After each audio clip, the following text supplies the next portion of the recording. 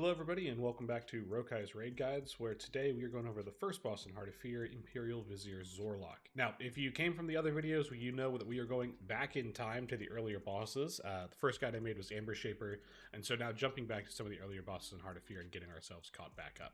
So, let's jump right into it. Composition: 2 tanks, 2 healers, any mixture of DPS. If you have the ability to choose, people that are very easily mobile or do a lot of damage on the move are going to be better on this fight, but ultimately any combo of DPS that you have will work just fine. This is a 2-phase fight where the first phase consists of 3 individual platforms, or like 3 separate sections, and then the last phase combines all of the mechanics from those initial 3 platforms into one end phase, which is significantly harder than the initial portion. So for the first platform, the unique mechanic is Force and Verve. This is pulsing sonic or physical damage from the boss that is reduced by standing in these glowing shells that you see on the floor.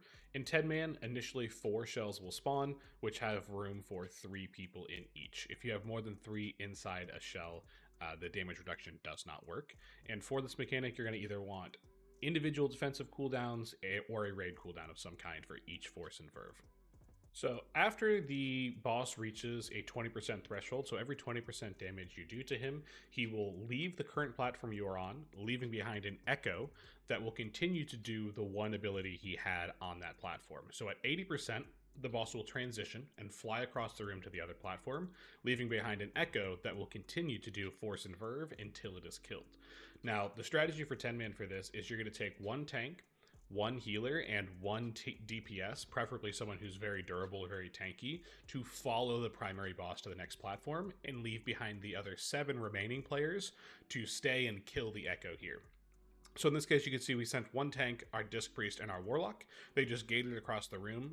Everybody else is going to stay. And now this echo will do another Force and Verve. However, this time there will only be 2 shells that spawn. So the strategy here, since you'll have 7 players, but only 6 can take the damage reduction, you have your main tank that is still here on this platform, use a personal cooldown, a large one, and stay out, and then everybody else, your healers and your DPS players, will go into the shells.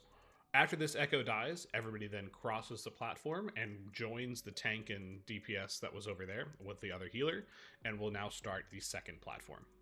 On this platform, the added mechanic is called Attenuation. You can see the tail end of it here, which are these orbs, both green and yellow orbs that are spawning out from the boss. This is individual responsibility. It's just a dodging mechanic, but it actually has a pattern to it that makes it relatively easy to avoid. So cutting to a different clip so that it's easier to see the orb pattern. So in this, you can see attenuation is 10 seconds away, and the attenuation comes out in a spiral pattern. So what you're going to want to do is get directly behind the boss. That is the easiest way to dodge this, is get directly behind the boss. Then the Class Weakaura will actually tell you which direction you need to dodge in order to find like the safe spot. So you can see in this case it says dodge left. The orbs come out in a spiral pattern, and you can notice there's actually like this sweet spot that if you just continue to run left for the entire time, you'll have like this little zone of safety that as long as you continue to move left, you will have a sweet spot that you can't get hit for the entire time. So again, the easiest way to handle that mechanic is stack directly behind the boss, use that Foji raid pack to tell you move left or move right, and then identify inside that spiral where that safe path is, and then just continue to move for the entire duration of attenuation. All right, jumping back to the other footage, at 60% this boss is going to phase, so we'll beat the attenuation here. And you're going to want to split the raid in half from this point forward. So again, he'll split. The main boss will now go to platform number 3, leaving behind an echo that will continue to cast attenuation until it is killed. This time, instead of sending 7 and 3, you're actually going to split the raid directly in half. So 1 tank, 1 healer, and 3 DPS will follow the boss. My recommendation here is if you want to optimize for damage, send any casters who are not very mobile to follow the boss so that they do not have to dodge the orbs and they'll just get more damage uptime. However, if damage isn't much of an issue for you, what you're going to want to do are send people that are very good at cleave damage, and you'll see why here in just a second. The added mechanic on this platform is called Convert, which is just a mind control that will CC or MC 2 people out of the 5 that you have on the platform. They will just need to be brought down to 50% HP to be broken from this. Really important note on this specific mechanic is prior to it going off, you're going to want everyone to use any form of crowd control they have. So roots, fears, hard CC like stuns, racials, interrupts, anything like that. When those people get mind controlled, they very, very likely will use crowd control on the non-MC'd players, and it can cause wipes and kill people. So at about 10 seconds on the convert timer, which you can actually see here, you're going to want everybody to use any form of crowd control they have on the boss so that it is on cooldown when an MC goes out. And the second thing for the mind control is that it's ideal if you can get everybody stacked up right before the MC goes out to make it really, really, really easy to break your friends out. In this case, we end up beating the second convert, and now we move into phase 2, which will have a culmination of all the other mechanics we just learned from each individual platform. So as soon as the boss lands, Bloodlust, and then the mechanics will always be attenuation first. Right after that, the timers can get a little weird because of spell queuing, but it'll always be attenuation first that you're going to want to dodge using that same spiral pattern method that we showed earlier. And I'm going to quickly cut to other footage that best shows all the different mechanics throughout this phase. So as we cut over here, you're going to see we immediately move the boss into the corner of the room before the first attenuation. I want to make it super clear, we actually didn't know this in this footage here, but you'll want to move the boss after the first attenuation. So you'll dodge from the center of the room, leaving the boss in the dead center during Bloodlust, and dodge in that spiral-like pattern. Then you'll move the boss to this corner. So just quick asterisks there for your guys' progression on this. So you'll dodge like normal. Once this attenuation ends, you would then move the boss into this corner.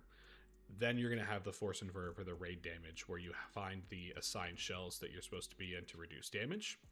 And then shortly after this, you're going to see that timer that says Echo spawns.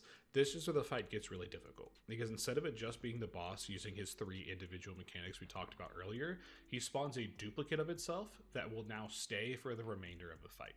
You're going to need your off tank to pick this up, because if the Echo does not have a target in melee, it will pulse damage on the raid until you are dead.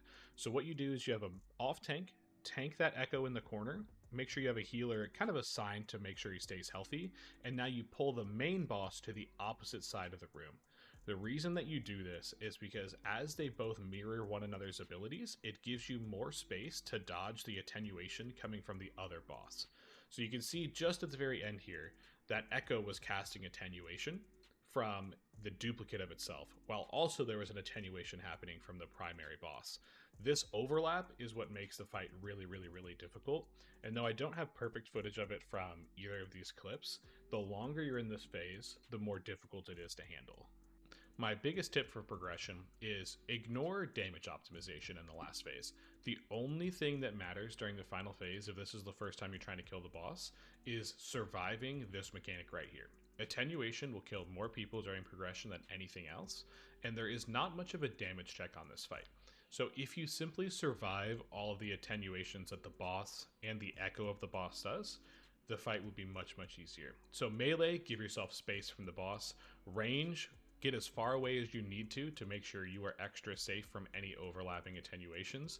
Use personal cooldowns or immunities for attenuations as they come out, and make sure you have some type of raid CD for every single one. The other 2 remaining mechanics, the mind control and the raid damage, are not any more difficult in the last phase than they are in the first. Right, so attenuation, survive that, and you'll be just fine. So here's a super, super quick TLDR on the entire fight. Platform 1, Force and Verve, 3 people per shell. Make sure you're in a shell. If you're not, you need a huge, huge, huge defensive cooldown. Use raid CDs for this mechanic. When the boss reaches 80%, send 1 tank, 1 healer, and 1 tanky DPS to follow the boss to that other platform, leaving the remaining 7 to finish the Echo it leaves behind. Reminder on this, the tank is not going to have a shell to stand in, so the tank will need a large personal cooldown for this upcoming Force and Verve, and your healer will want to use some large throughput cooldown as well for this Echo's Force and Verve. As you head to the second platform, attenuation is the primary mechanic that you need to dodge, again, going either left or right based on what the Weakaura says, in that spiral pattern, finding that safe path. This is where you're going to have all the personal responsibility. Use a personal cooldown if you need to, if you know you're going to get hit, or immunities to help avoid this. And then finally, as you move into the last platform, which phase is at 60%, this is where you split the raid in half. Prioritize your least mobile DPS following the boss so they have less movement and more damage uptime.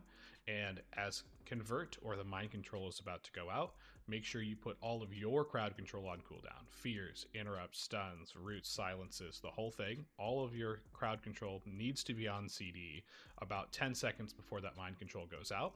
And then you want to stack and cleave your friends out quickly. PE2 begins at 40%. You're going to want to use Bloodlust. Put the boss in the middle of the room. Dodge the first attenuation using that spiral, like run in a circle method. After the attenuation ends, move the boss into the corner. Tank the echo in the opposite corner and proceed like normal using large cooldowns and just prioritizing everything into dodging attenuation over anything else. Final tip. A tank mechanic I didn't touch on, we'll cut to it right now. This is called Exhale for all my tank friends. It's very easy to handle.